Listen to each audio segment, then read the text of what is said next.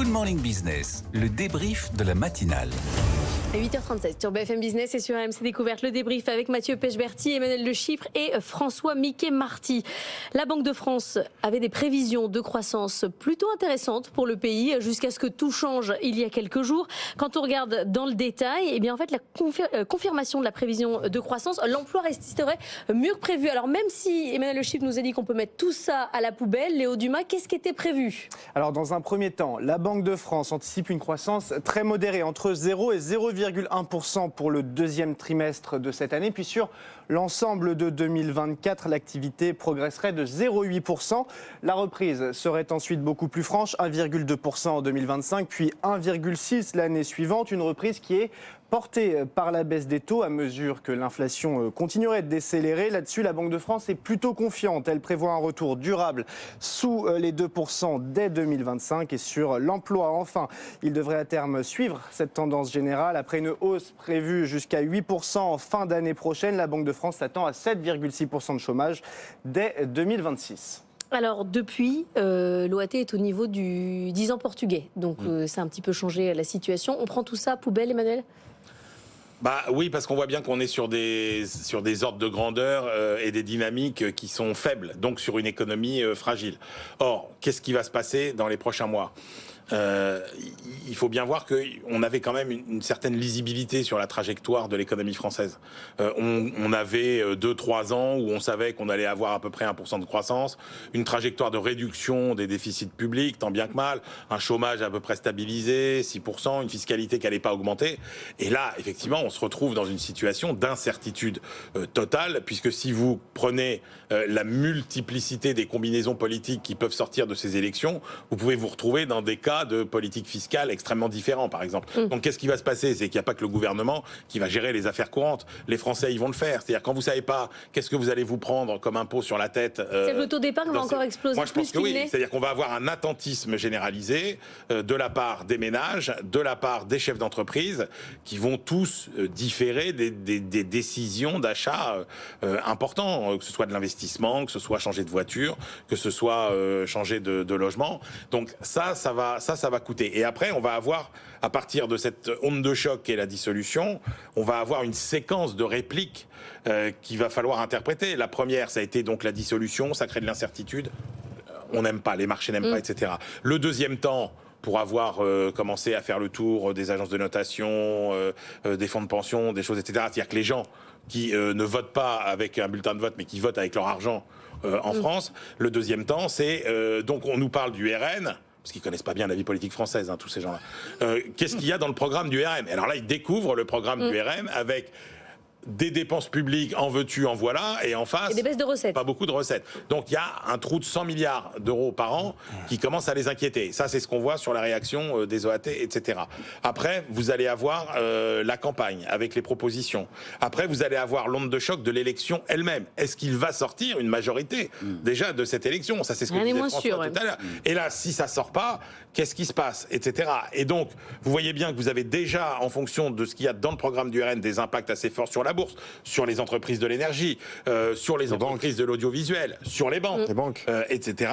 Et que vous allez avoir ensuite l'élection, donc majorité, pas majorité, et qu'après, vous aurez la dernière vague de l'onde de choc, mais qui à long terme peut être mortifère, et ça impacte les prévisions à moyen long terme, c'est qu'est-ce que vont décider les gens qui investissent durablement en France. Là déjà, je peux vous assurer que tout un tas d'investissements qui étaient prévus sur Marseille, par exemple, avec des grands fonds anglo-saxons... Tout le Choose France qu'on a fait il y a 3 semaines. Je peux vous dire que c'est des dizaines de millions, voire quelques milliards d'euros. Et là, déjà, je peux vous dire qu'on a croisé des élus de Provence, Alpes-Côte d'Azur ce matin dans les couloirs de BFM qui nous disent ce grand fonds américain m'a téléphoné, qu'est-ce qui se passe, c'est quoi ce bazar?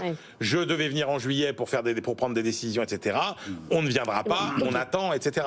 Et Mathieu. Non, mais il va y avoir effectivement une secousse de court terme jusqu'en septembre pour tous ces investisseurs, à la fois sur les marchés et ceux qui vont investir véritablement en France, le temps que les élections, que la future majorité peut-être soit formée, le nouveau gouvernement, tout ça c'est septembre. Et on va tout de suite débouler sur le budget. Et alors là, le budget 2025, moi je jette les pièces en l'air et je sais pas ce qui retombe. Parce que déjà, le gouvernement actuel, qui était plutôt dans une dynamique, on fait à peu près attention, même si... Mais là, c'est la campagne. Pour Emmanuel. Là, le... Et donc, ça va se lâcher dans tous les sens. Mais, évidemment, mais c'est ça le problème. C'est qu'il va y avoir une sorte d'enchère, de course à l'échalote sur on va redépenser. Et alors là... Bruno Le Maire a déjà promis une baisse sur la facture d'électricité. Oui, alors regardez tous les sujets énergétiques. François Mickey Marty, là, il y a une inquiétude. Pourtant, les Français ont voté. Ils l'ont voulu. Cette dissolution, elle est plutôt approuvée quand on pose la question. En effet, la dissolution en elle-même est approuvée entre 60 et 66% des Français. Quand même. Mais elle est approuvée, comment dire, c'est du dégagisme d'une certaine manière. On est content de sortir les sortants, ce qui n'est pas très constructif. Mais enfin, ça fait longtemps, c'est pas nouveau qu'on approuverait une dissolution. Bon voilà. Non, en effet, alors la vie auparavant était relativement simple parce que la baisse des taux directeurs était un critère fondamental sur lequel on voyait où on allait. Bon, puis en effet, il y a les questions. Il va y avoir les questions, bien entendu, de réforme, le nouveau cadre réglementaire fiscal, quelle que soit la majorité qui va changer la donne. Et puis en effet, le moral économique, c'est le troisième élément qui devient prépondérant. C'est-à-dire que là, on a fait le court terme pendant tout l'été. Est-ce que ça crée du moral économique ? Il faut quand même se dire qu'en dépit des bons chiffres que vous rappelez concernant la Banque de France, le moral économique dominant n'était pas folichon avant ces élections. On avait quand même 58% des Français qui estimaient que le chômage allait augmenter. On n'est pas sur une période d'euphorie économique, loin s'en faut. Donc, quand vous êtes plutôt dans une période d'atermoiement et que vous avez des incertitudes, le moral économique, pour une partie en effet, des investisseurs bien entendu, pour une partie des salariés, taux de motivation aujourd'hui des cadres, des équipes des cadres telles qu'ils les déclarent dans notre baromètre HEC BFM Business via Voice, ça tourne autour de 45-50% avant l'élection. Donc on est dans un moment de fragilité. Donc vous ajoutez à ça des turbulences, le moral économique, alors sans vouloir être extrêmement pessimiste, mais enfin quand même, le moral économique peut être considérablement ébranlé. Un mot de l'OAT français, de l'OAT, le taux à 10 ans français, puisque c'est comme ça qu'il s'appelle, Emmanuel Le Chypre. Donc on est au niveau du Portugal. Wilfried Galland, qui participe à l'émission par texto, qui est là sans être là, nous dit qu'à partir de 4%, quand on est sur l'OAT, on commence sérieusement à stresser sur la soutenabilité de la dette. Jusqu'à quel point c'est l'OAT qui décide de notre politique française, de nos choix? Ça n'est que l'OAT qui va décider. C'est-à-dire qu'on n'est plus tellement... Alors, parce qu'il y a plusieurs parallèles un peu historiques qui sont faits. Le dernier vrai parallèle qu'on pourrait faire, parce qu'il y a aussi des points communs entre les programmes du Rassemblement national et le programme donc qui était celui de Liz Truss au Royaume-Uni et qui proposait des baisses massives d'impôts, parce que dans le programme du RN, il y a on rase gratis sur plein. Elle a sauté en 3 jours. Voilà, elle a sauté. Elle avait promis de prendre à son compte les factures d'électricité, des PME, etc., etc. Elle a sauté en 3 jours parce que les taux ont flambé, la livre s'est effondrée, la Banque d'Angleterre est intervenue. Il y a un risque qui est moindre chez nous, c'est le risque de change, puisqu'on est protégé quand même par l'euro. Donc on peut s'attendre qu'il y ait peut-être la France qui tire un peu l'euro vers le bas.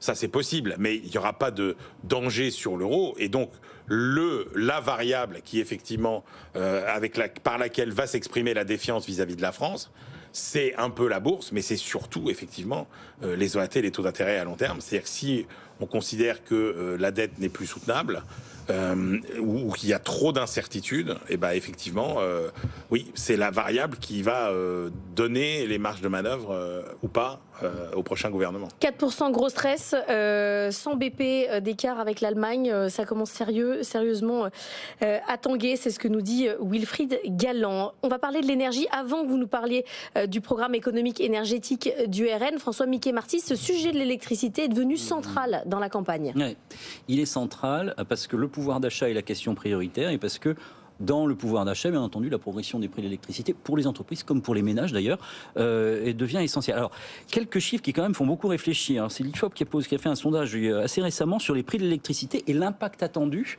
sur le budget des ménages. Bon, les gens aisés considèrent que l'évolution du prix, l'augmentation du prix de l'électricité est très handicapante pour leur pouvoir d'achat à 16%. Les gens modestes à 61%, 16%, 61%. Et tenons-nous bien en termes politiques, parce qu'il y a dans les détails aussi des distributions politiques de tout ça. 50% des sympathisants RN considèrent que le prix de l'électricité est une question fondamentale pour leur budget. 20% des sympathisants Renaissance. Autrement dit, on voit la question de l'électricité, ça n'est pas qu'une question littéraire, c'est une question réelle, et il y a des clivages sociaux et politiques qui sont extrêmement importants. Donc, on comprend d'une certaine manière que M. Bardella parle de ces sujets-là, c'est une réalité économique, et c'est une réalité d'opinion et politique aussi. Mathieu, Bruno Le Maire promettait hier 10 à 15% de baisse sur la facture en février 2025, le RN promet 40% de baisse sur la facture. Comment on fait ça ? Alors d'abord, la baisse de 10 à 15% que Bruno Le Maire a annoncé hier était entre guillemets déjà dans les cartons. Donc c'est un bel effet d'annonce et ce sera une baisse de la facture d'électricité liée à la baisse des prix sur les marchés de gros de l'électricité qui sont, par rapport à 2022, évidemment, c'était la crise énergétique, on s'en souvient, sont évidemment en baisse. Donc c'est une baisse par rapport à un niveau qui est quand même beaucoup monté juste après la fin du bouclier tarifaire, donc qui était l'année dernière. La baisse de 30 à 40%, non mais moi j'aimerais bien débattre sérieusement de ce sujet, mais on ne peut pas parce qu'on n'a pas d'explication. Le programme énergétique du Rassemblement national n'existe pas. Alors ils nous disent le paradis énergétique, donc ça, c'est vrai que c'est hyper vendeur, on a tous envie d'être au paradis. Bah oui. Mais le problème c'est que... Il y a des pistes, Mathieu. Le problème... moi j'ai pas vu de piste chiffrée. Chiffrée. Non, il n'y a aucun On chiffre. sait très bien où ils vont les gratter, les 40%. Non, mais- Alors c'est où? C'est la TVA? C'est quoi? Il n'y a que ça. Par exemple. Oui, mais exemple. donc on retombe sur le sujet dont on parlait il y a 5 minutes, à savoir le sujet du budget 2025. Effectivement, vous pouvez demain avoir une baisse plus importante de la facture d'électricité en supprimant toutes les taxes, puisque les taxes pèsent en gros un tiers de votre facture. C'est comme ça que le gouvernement avait imposé le bouclier tarifaire en rasant toutes les taxes sur la facture d'électricité en 2022. Donc on peut le faire, mais ensuite c'est le budget de l'État qui le porte. Et on retombe sur le sujet du budget, de la dette et de l'OAT. Pourquoi pas? Mais est-ce que ça veut dire... Allez-y, mais Bruno, mes petits commentaires Bruno Le Maire, d'abord, il est quand même c'est prestidigitationnesque son truc. D'abord 15%. Est-ce qu'il a pris soin de préciser 15% par rapport à quand, par rapport à quoi? Jamais. Il a dit la facture va baisser de 15%. Moi, j'imagine que c'est par rapport à aujourd'hui. Par rapport à aujourd'hui, moi je veux bien. Sauf que n'oubliez pas quand même qu'effectivement dans les tuyaux, il y a eu d'abord la hausse de février qui visait, parce que n'oubliez pas qu'on est quand même aussi dans une période où on cherche à revenir finalement à la normale, entre guillemets, sur tout ce qui était les tarifs, les taxes, etc. Mais ça va réaugmenter en août. Exactement. On avait eu janvier où on était passé déjà de 1 euro à 20 et quelques sur... bah oui, mais c'est quand même pas rien, ça fait 10% de hausse de la facture. En août, ça va augmenter, et qu'en février 2025, c'est pour ça que je trouve que la référence de 2025, elle est quand même un peu folle. En février 2025, on termine finalement de remettre à niveau la taxe à 32 € par mégawattheure, et donc ça va faire encore 5%. Donc aller chercher 15%, effectivement, là où Mathieu a raison, c'est que ça ne peut venir que de la baisse des prix de marché. Et d'ailleurs, l'argument de Bruno Le Maire, c'était de dire retour du nucléaire, solaire, qui sont des arguments de marché, typiquement, d'offre et de demande. Et donc, effectivement, aujourd'hui, vous êtes sur le prix du mégawattheure, vous êtes autour de 50 € le mégawattheure, c'est 2 fois moins, effectivement, que ce qu'on avait il y a 6 mois. Donc, c'est là qu'il va la chercher. Pour ça, il nous faut beaucoup d'électricité à produire. Or, quand mais ça y est, on en a. Je veux dire, EDF engrange des fortunes en ce moment. EDF a fait 10 milliards de bénéfices l'année dernière. Tous les réacteurs remarchent. Incroyable. Oui, tous les réacteurs remarchent, mais on ne produit pas énormément non plus. C'est parce que EDF profite encore profitait l'année dernière d'une hausse des prix. Mais pour revenir au programme du Rassemblement national, moi je vais dire quelque chose parce que je regarde ça évidemment de près. Et vous êtes sûr qu'il faut le regarder parce qu'il est tellement inapplicable sur l'énergie. Mais moi j'aimerais bien le regarder. Vous n'allez pas les éoliennes et faire un moratoire sur le solaire. Mais moi j'aimerais bien. On n'est pas sérieux là. Moi j'aimerais bien le regarder. Je n'ai pas le programme du RN dans l'énergie. Alors j'écoute évidemment ce que dit Jordan Bardella, j'écoute ce que dit Marine Le Pen. Donc Jordan Bardella, il me vend un paradis énergétique avec du nucléaire. Très bien, alors je regarde, on a 56 réacteurs en France, 75% d'électricité nucléaire. Donc je crois qu'on l'a déjà, son paradis énergétique entre guillemets. Et après j'écoute Marine Le Pen qui dit qu'il faut arrêter les éoliennes. Bon, on va dire qu'on les démontera pas quand même parce qu'on n'est pas totalement... on dit plus ça déjà. Oui, elle le dit un peu. Bon, ça dépend aussi si c'est au bord de la mer ou pas, si c'est à la Trinité-sur-Mer, peut-être ou à Fécamp. Mais la réalité c'est que Jordan Bardella, je l'écoutais il y a 2 jours, il disait les panneaux solaires c'est catastrophique, on n'achète que des panneaux solaires chinois, c'est scandaleux, la France... On a déjà réglé ce problème, non ? Mais il faut quand même relancer les panneaux, une filière française. Donc il faut relancer une filière française qui s'est cassé la figure et il faut arrêter l'éolien, voire démonter les éoliennes, alors qu'il y a, elle est pas très florissante, mais on a une filière éolienne, notamment pour l'éolien en mer, en France, avec des usines à Cherbourg, à Saint-Nazaire et au Havre, qui sont d'anciennes usines Alstom et Areva. Ce que je veux dire par là, c'est que dans l'énergie, vous ne pouvez pas changer d'avis tous les 6 mois. On l'a vu, Emmanuel Macron l'a fait entre 2017 et 2022. Et ça lui a coûté cher sur le plan de sa politique énergétique. Les EPR qui sont lancés en ce moment, il y en a 6 d'ici 2040 et il y en aura sûrement 14 d'ici 2050. On est déjà au taquet. Ok, Et Mathieu, c'est pour ça qu'il ne faut pas relativiser.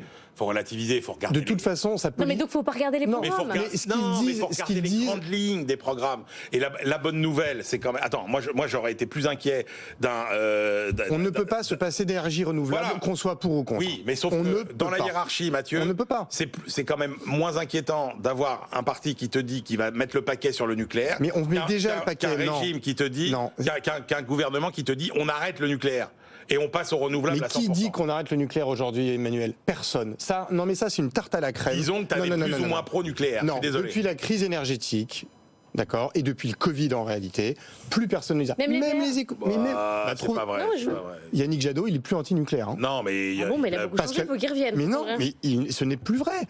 Vous entendez des écolos depuis 2-3 ans dire qu'il ne faut plus faire de nucléaire? Marine Tondelier, elle te dit pas qu'il faut faire plus de nucléaire, je suis désolé. Et Marine Tondelier, elle fait 5%. Non, elle dit qu'à terme, il faudra le. On parle des écolos. On va pas refaire le programme de toute la Terre. On fait le programme énergétique du RN. Ils veulent beaucoup de nucléaire. On en a déjà beaucoup, donc c'est très bien. Et ils feront rien sur le renouvelable. La folie du programme du RN, c'est de stopper l'essor des renouvelables. Pourquoi? Parce que nous sommes déjà la France, pas l'Europe, la France, extrêmement en retard sur les énergies renouvelables. C'est indispensable. La question qu'on se pose quand même, c'est de savoir si ça a un intérêt de regarder les programmes ou pas, sachant qu'après, ils en feront à peu près. Sur la retraite, on est déjà revenu. Il faut, mais il n'y a pas de chiffres. Il n'y a pas de chiffres. Vous reviendrez demain, vous savez, mais là c'est fini. C'est surtout le problème des prix, Mathieu. Si on ne fait pas assez d'énergie renouvelable, il faudra conserver encore beaucoup de gaz. Et on retombe sur la dépendance de l'Europe, moins de la France, de l'Europe, au gaz, notamment au gaz russe, au gaz des Qataris, alors rien du tout. Merci à tous les trois. Désolé. Hein. Mais François, vous écoutez, il était comme moi. Subjugué. Mais bien sûr, par la qualité de tous ses propos. Merci à tous les trois d'être venus débriefer. Je les prends les secondes. La 5 secondes. Non, mais parce qu'il faut pas, il faut regarder aussi le coût du futur nucléaire et le coût des renouvelables. Des futurs renouvelables. Oui. Et il n'y a pas de chiffre. Donc on ne peut pas se passer du renouvelable, c'est évident.